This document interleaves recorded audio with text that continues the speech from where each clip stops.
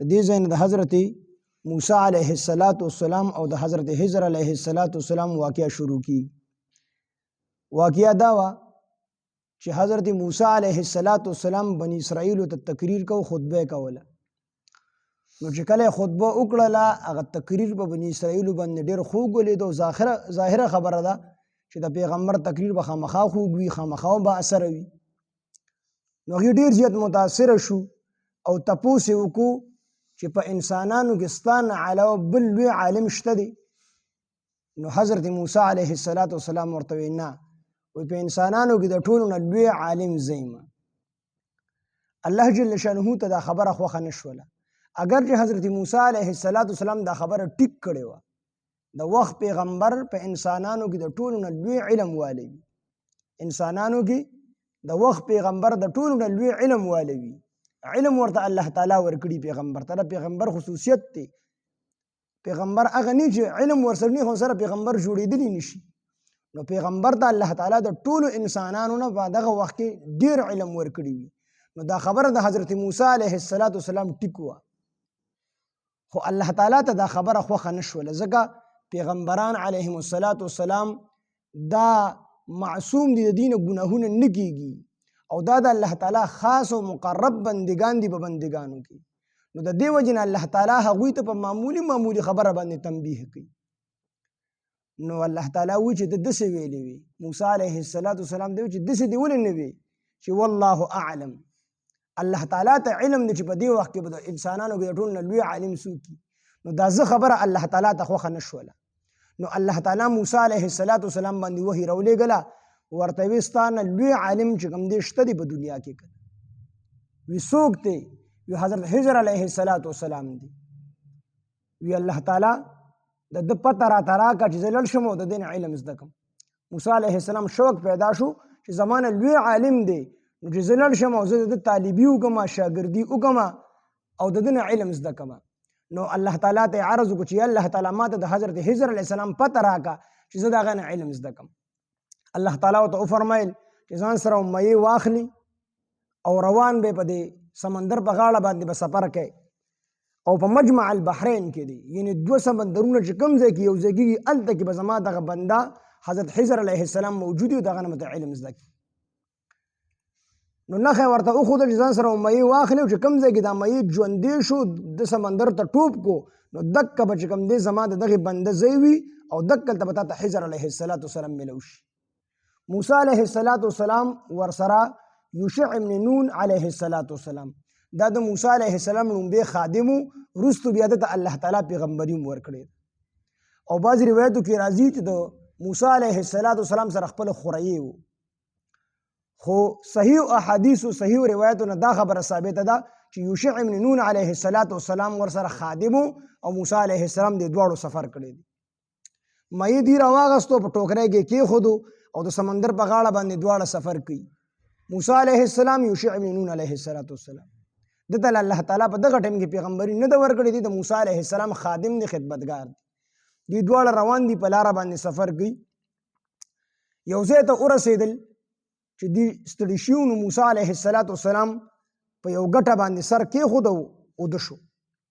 او یوشع ابن نون علیه السلام ویښ دی، دغه وکتل چې د ټوکرۍ نه دې مۍ ور ودانګلو او دا مۍ سمندر ته ور ټوپ. نو یو معجزه خو دا شوله چې مړ مۍ ژوندی شو، او دویمه معجزه د یوشع بن نون علیه السلام دا ولیدله چې دا مۍ څنګه ژوندی شو، سمندر ته یې ټوپ کو. نو په دې سمندر کې چې تر کومې پورې روانو دا مۍ، نو د سمندر به ولې لار ورکوله او اوبه به په ځای باندې ودرېدلې، یو سورنګ غوندې چې کوم دی په دې دریاب کې جوړ شو. یوشع بن نون علیه السلام سوچ وکړو چې موسی علیه السلام اوس د خوبه راپاڅومه، خو چې کله دی د خوب نه په خپله باندې راپاڅي، زه به ورته دا خبره وکړم. چې موسی علیه السلام د خوبه راپاڅېدو، د یوشع ابن نون علیه السلام نه دا خبره یېره شوله، او دوی مخه ته روان دي، دواړه سفر کوي. دا خبره چې مۍ ژوندی شو او مۍ چې کوم دی په سمندر کې لاره جوړه کړله، سورې جوړ کو، دا خبره د یوشع ابن نون علیه السلام نه یېره شوله. دوی دواړه روان دي، مخې ته سفر شروع دي. یوه ورځ او یوه شپه د دواړو نور مزل وکړو. وی چې کله یې مزل وکړو که نه، نو موسی علیه السلام ورته زه خو ډېر ستړی شوم. نبی علیه السلام فرمایي چې تر کومې پورې د نیت ته دغه ځای کړی و د ده مقصد کم ځای پورې پوره کېدو نو تر هغه ځای پورې دی نه ستړی کېدو، خو چې کله د مقصد د پوره کولو هغه ځای نه دی ور ووړېدو نو دی خپل خادم یوشع بن نون علیه السلام ته وایي چې زه خو ډېر ستړی شوم او ډېر وږی شوی یم، دا ناشته راواله چې ویې خورو.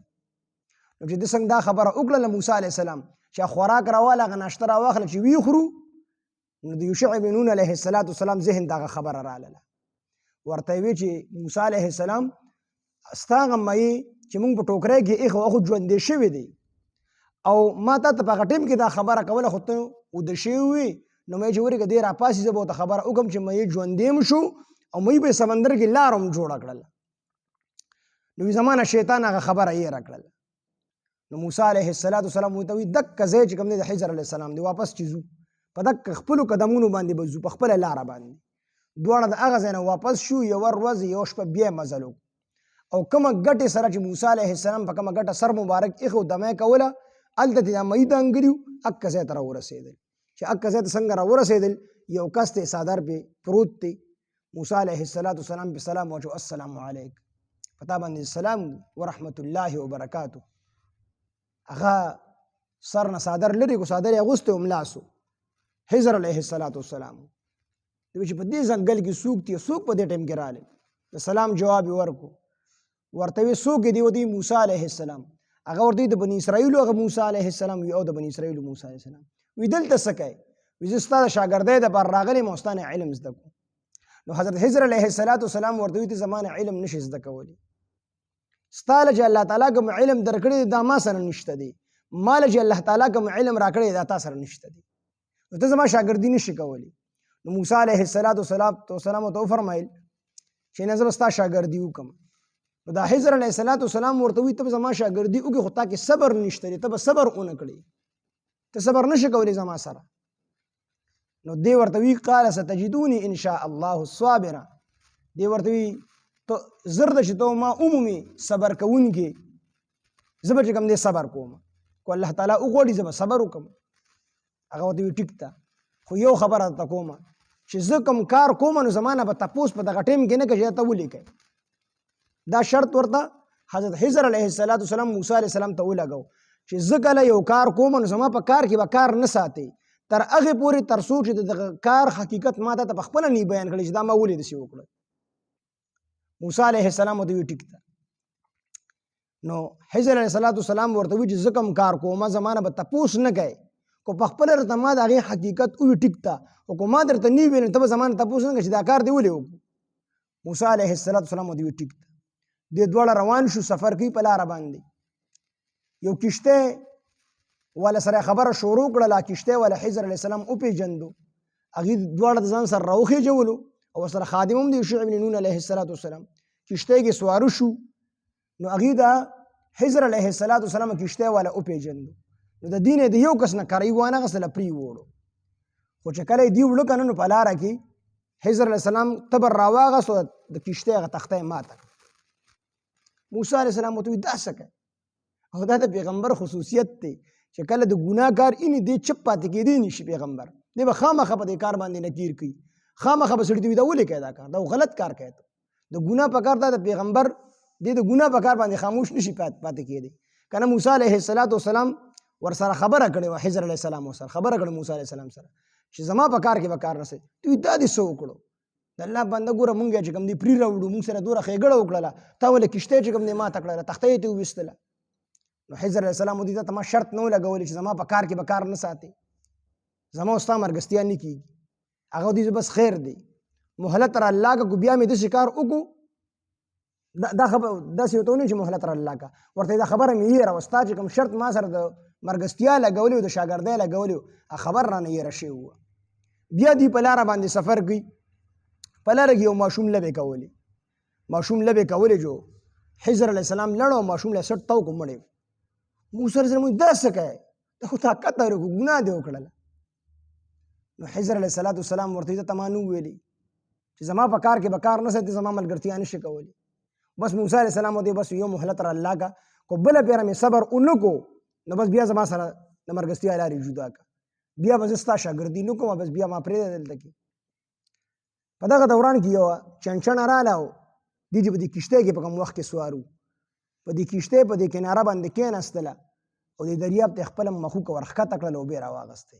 نو حضر علیه السلام موسی علیه السلام ته وی چې زما او ستا دا علم راجمع کړي او د الله علم په مقابله کې دومره حیثیت نه لري چې د چنچڼې د سمندر نه په ججوره کې کومې اوبه راواغستې که نه نو د سمندر داسې وګڼه، حالانکې داسې نه دی خو داسې وګڼه چې دا د الله تعالی علم دی او زما او ستا دا علم د دې چنچڼې په دې ججوره کې چې څومره اوبه راغلې د دې مناسب هم نه دی. د الله د علم په مقابله کې د الله علم لا محدود دی، د هغې حدود نشته دی. سمندر خو بیا هم محدود دی، حدود یې معلوم دي که نه، خو د الله علم لا محدود دی، د هغې حدود نشته دي. نو داسې کله دا ماشوم مړ کو نو موسی علیه السلام ودي دا دې څه وکړه؟ هغه ورته تا ته ما نه وویلې. جو موسی علیه السلام ودي ځه یو پیره مهلت راکړه، کو چېرې بیا مې ستا په کار کې کار وساتو دا رانه غلطي وشوله نو بس بیا ما سره د ملګرتیا لارې جدا کړه. بیا دی روان دي په یو لاره باندې، په لاره باندې روان دي، یو کلي ته ورسېدل. هغه کلي والا دی ورته د خپلې مېلمستیا وکړو چې موږ مېلمانه یو، موږ له څه د روټۍ موټۍ بندوبست وکړي. هغه وخت کې هوټل هم داسې نه وي، نو بس هغې د دې د مېلمستیا نه انکار وکړو. بیا هم دی روان دي، یو دیوال کوږ داسې، نو حضر علیه السلام راپاڅېد، هغه دیوال یې نیغ کړو. نو موسی علیه السلام ودې ګوره دې کلي والا موږ سره ښه ونه کړل، موږ له مېلمستیا ونه کړله، نو په کار خو دا و چې دا دیوال دې وله غورځولی وي، نو تا ولې دیوال نیغ کړو. نو بیا هم خیر نیغ کړی به دې ووله، خو اجرت او پیسې به دې پرې اخیستې وي، نو موږ به هغې باندې ځانله ډوډۍ خوړلو، هدې به یې دیوال نیغ کړی، نو پرې دیوال دې وله نیغ کړو. نو حضرت حضر علیه السلام ورته وي تا ته ما نه وویلې چې زما او ستا ملګرتیا نشي کېدلی؟ ما له چې الله کوم علم راکړی دی نو په هغې ته صبر نشي کولی، هغه تا سره نشته دی. تا له چې الله کوم علم درکړی دی هغه ما سره نشته دی. وي ستا او زما ملګرتیا کې په هغه ځای کې چې کوم دی دواړو لارې بدلې کړې دي. موسی علیه السلام یې پرېښود، خو ورته ویې اوس ته د ټولو خبرې حقیقتونه وایم. ما چې کله دې کښتۍ له تخته ماتوله نو دا د یتیمانانو کښتۍ وه، او بعضې روایتو کې راځي چې دا 10 وروڼه وو، دا 5 پکې پالج وخلي وو، او د یو کس مزدوري کوله د 10 کسانو به خوړله. نو دا ډېر غریبانان وو، د غریبانانو کښتۍ وه، او مخې ته یو بادشاه و او ظالم بادشاه و، د خلکو نه کښتۍ غصب کولې، کښتۍ دې په زور اخیستلې، خو هغه کښتۍ به اخیسته چې کومه کښتۍ به روغه وه. نو دا تخته ته ما د دې وجې نه وباسله چې بادشاه د دې غریبانانو دا کښتۍ غصب نه کړي چېرته. وي هغه شانتې وشو، د ټولو خلکو نه یې کښتۍ واخیستلې او د دې هغه تختې ته چې وکتل تخته پکې نه وه، دې کښتۍ پرېښودل. نو دا به یې دې وجې نه وکړل. او دا کوم ماشوم نه چې ما سټ تاو کو مړ مې کو، نو دا کو چېرې دې لوی شوی وي، کو چېرې دې لوی شوی وي نو دې به کافر و. دا علم ما ته الله تعالی راکړی دی، کو دې لوی شوی وي نو دې به کافر و. او د دې پلار او د ده مور سره ډېر محبت و، او پلار او مور یې ډېر زیات نیکان وو، نو دې به د هغې دپاره سر د درد جوړ شوي وو، دې به خپله کافر و، نو هغې به هم تنګول، او شاید چې دا خطره پکې هم و چې دا مور او پلار یې به د ده د وجې کافران شوي وي، او الله تعالی به د دې بچي په ځای باندې الله تعالی دې له د ده مور او پلار له ښکلې بدل ورکړي. نو د دې وجې نه مې چې کوم دی د ده دا سټ تاو کو او مړ مې کو، د الله په حکم سره، ما دا هسې نه دي کړي، د الله په حکم سره مې کړي.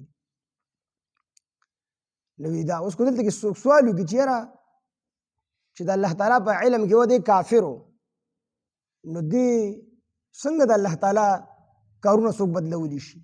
نو موږ وایو دلته کې تعلیق ته شرط دی ورسره، کو چېرې دې لوی شوی دی به کافر و، خو الله تعالی خو لویېدو ته پرې نه ښودو که نه، په وړوکوالي کې ختم کړو. او بیا روایتو کې راځي چې ابن عباس هم فرمایي چې د دغې سړي دا کم سړی چې مړ کو، هلکې چې مړ کو، د مور او پلار له الله تعالی داسې اولاد ورکړو چې 2 پکې پیغمبران، او بعضې روایتو کې دي چې 1 پیغمبر ولا الله تعالی د ده په بدل کې بیا ورکړو، بچی ولا ورکړو، هغه الله تعالی پیغمبر جوړ. او دا درېم چې کله ما د کلي والا مونږ له چې کوم دی ډوډۍ را نه کړله، او ما د دې دیوال نیغ کو، دیوال کوږ هغه مې نیغ کو، نو ورته یې وی چې دا د یتیمانانو دیوال، او د ده مور او پلار ډېر زیات نیکان تیر شوي، د دغې دیوال د لاندې خزانه پرته وه، دا یتیمانانو دي له ماشومانانو، نو که چېرې دا دیوال پرېوتې وي د سرو د سپینو زرو خزانه وه، نو هغه به د خلکو اخیستې وه، دوی به یې دغه شان پرېښي وو. نو ما دا دیوال د دې وجې نه نیغ کو چې د ده مور او پلار نیکانو، نو چې د دې سره زه دا ښېګړه وکړم چې د خزانه محفوظه وي، چې کله رالوي شي بیا به یې ځان له وکني، خزانه به راوکاږي، په کار باندې به یې راشي. نو دې کې دا حکمتونه لہذا ته زما سره چې کوم دی تګ نشي کولی، په هغه ځای د موسی علیه السلام سره خپل لارې بیلې کړلې. اصل کې موسی علیه السلام زیات بهتر دی د حضرت خضر علیه السلام. د حضرت خضر علیه السلام پیغمبري یقیني نه ده چې خامخا پیغمبرو، او د موسی علیه السلام پیغمبري د یقیني ده. ځکه موسی علیه السلام الله تعالی کتاب ورکړل، تورات، امت یې دی. موسی علیه السلام په څو چنده چې کوم دی د حضرت خضر علیه السلام نه بهتر دی. خو دا ورته الله تعالی ښودله، دا تکلیف ول الله تعالی په دې وجه باندې ورکو چې تا دا ویل دي چې زه یم. حالانکې غوره د حضرت خضر علیه السلام نه موسی علیه السلام دی. خو ورته وی چې د هغه سره تا سره کوم علم دی نو ټیک ته د هغه سره نشته دی، خو د هغه سره چې کوم علم دی نو تا سره نشته دی، دی ورته ښودله. نو دا واقعه ده انشاءالله